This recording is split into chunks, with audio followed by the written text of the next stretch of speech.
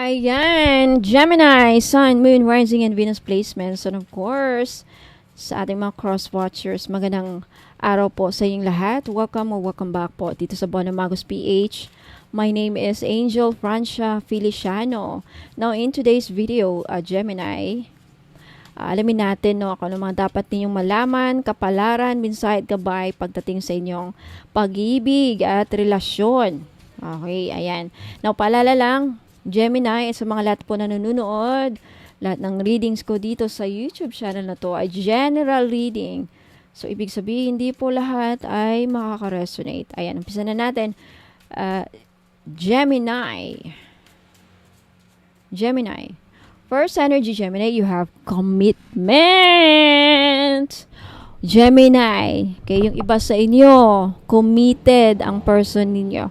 Gusto kang pakasalan, may mga promises, ayan, committed. Mahal na mahal ka, Gemini. Okay, mahal na mahal ka ng person mo, Gemini. Mamaya alamin natin kung ano yung mga zodiac signs na lalabas, no? Next, you have chemistry. Wow, there's a strong attraction here, Gemini. Sino to? Ang lakas ng attraction. There's a big spark. There's passion talaga naman, Fidelity and passion. Lakas ng passion. Ang lakas ng attraction. Talagang pag ganitong ganitong klase ng attraction, walang makakapaghiwalay. Laging dagdag-date. Siguro, umpisa ng ninyo, relasyon. Nasa mga isang taon, mga buwan. Yung ba siguro kakaumpisa lang. Kasi dyan nagsisimula ang chemistry. Dyan nagsisimula yung spark. Dyan nagsisimula yung marriage, pagpapakasal, pag-iinlaban. Ayan, tignan natin yung susunod na energy. Some of you, Gemini, yung iba sa inyo, yung person ninyo trapped na or ikaw. Sinong trap sa inyo? Tied down, nakatali na yung person ninyo or ikaw. Captive. Sinong captive dito? Captive.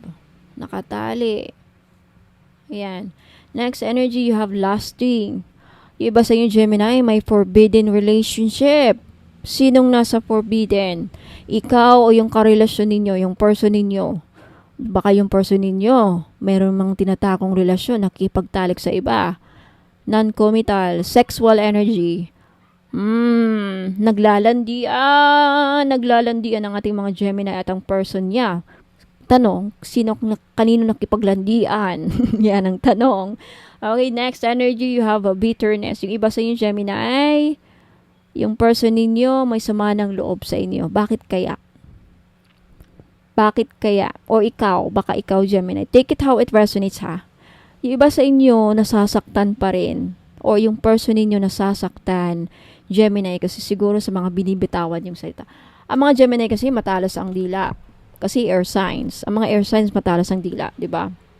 Next, you have withdrawn. Single, lonely, solitary. Yung iba sa inyo, Gemini, yung person ninyo, gusto munang mapag-isa ngayon. Ayaw nyo munang, I think your person right now is depressed for some reason. Nalulungkot. Single, and lonely, solitary, withdrawn. Iniiwasan ka ba, Gemini? Iniwasan ka ng person mo. Yung iba sa inyo, ha? Next energy.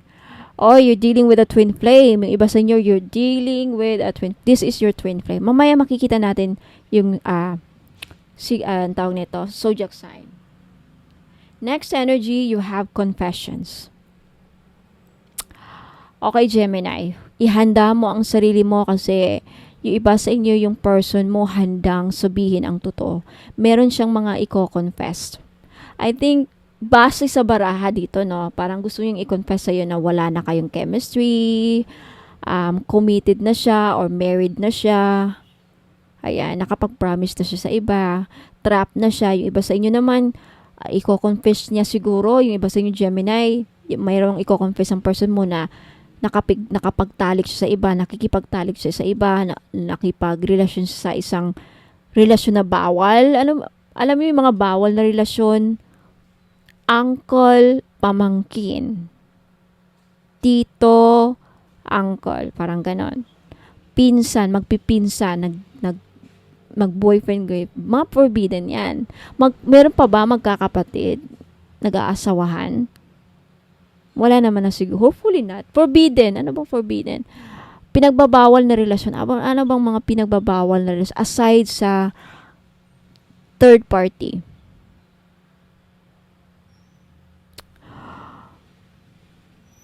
Pag sexual energy na kasi, walang napipili.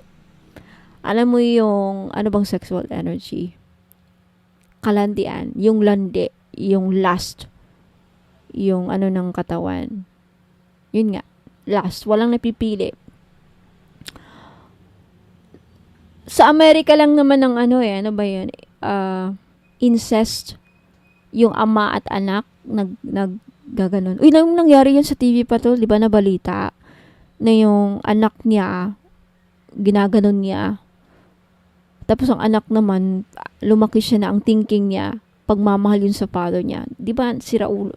Napaka-wrong, di ba? Sa atin, sa society. So, forbidden, mag-ingat. Sino ba? Gemini. Or person ninyo, baka yan ang tinatago. Mayroon siyang karumal-dumal na past or shadow, mga secrets, mga parang si ano ba yun? Christian Grey, 50 Shades of Grey, parang ganun. Joke lang. O parang ganun. Anyway, tignan natin kung ano mga zodiac signs ang lalabas. So, nakikita natin dito sa baraha, base ko ha.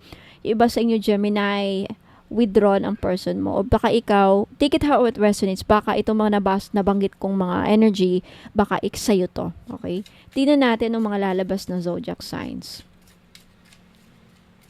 Zodiac signs for this reading for our Gemini.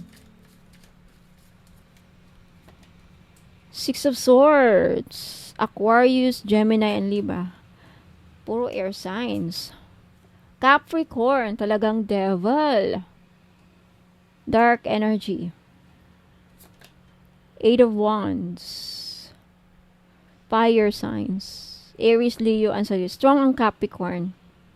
Wow, mga Capricorn kasi, mga devil. Queen of Pentacles. Taurus, Virgo, Capricorn. The Tower. Ace of Swords. Aquarius, Gemini, and Libra. Queen of Cups. Andito lahat ng zodiac signs. Scorpio, Cancer, and Pisces. Ayan. So, but tignan naman natin ngayon, Gemini, kung anong gusto niyang iparating. May mensahe ba sa yung person mo? May gusto ba niya? Ano kayang gusto niyang sabihin sa'yo ngayon? Okay. If ever man may gusto siyang sabihin sa'yo, Gemini, tignan natin. Alamin natin. Alright. May nakita na ako. 3 ang kukunin ko. Okay. Gemini. I still feel so attracted to you. So, may nangyaring hiwalayan siguro. So, I feel like even though hindi ka kinakausap ng person mo, Gemini, wala kayong komunikasyon, binablock kayo or hindi ka nag-uusap, naghiwalay kayo, attracted pa rin siya sa'yo. May nararamdaman pa rin siya sa'yo. I know one day we will find our way back to each other.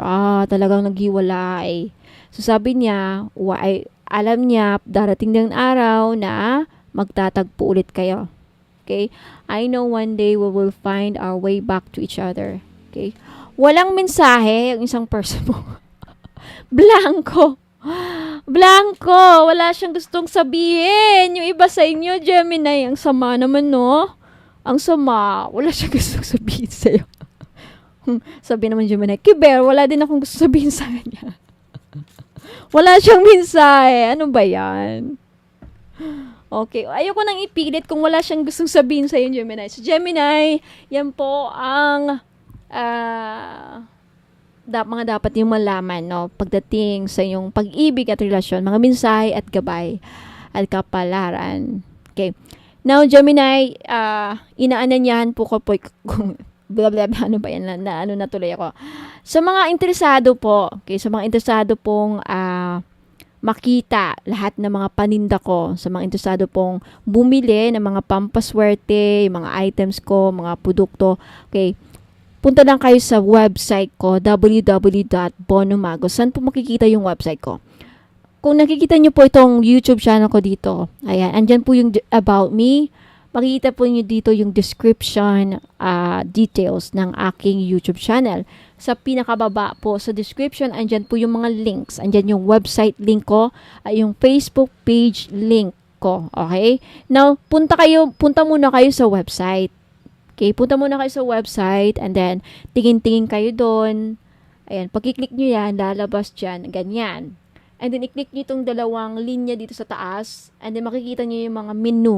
Menu ang tawag dito. Andyan yung biography ko. Andyan yung mga services, mga bracelets, mga gold-plated crystal, mga items. And then, pag may nagustuhan na kayo, take a screenshot and then ipadala nyo yung mga screenshot niyo dito sa Facebook page sa pinakababa. Okay, dalawang pagpilian. Ito or ito. Click nyo lang yung word na yan, Facebook, and then mapupunta kayo dito sa Facebook page ko. Yan nyo po ipadala or isend yung mga screenshot. Yan po ang transaction natin. Pwede rin naman kayo doon sa website. Kayo bumili kung may PayPal kayo. Ayan po mga madam. So, Gemini, Sun, Moon, Rising, and Venus placements, maraming salamat. Ingat po and God bless.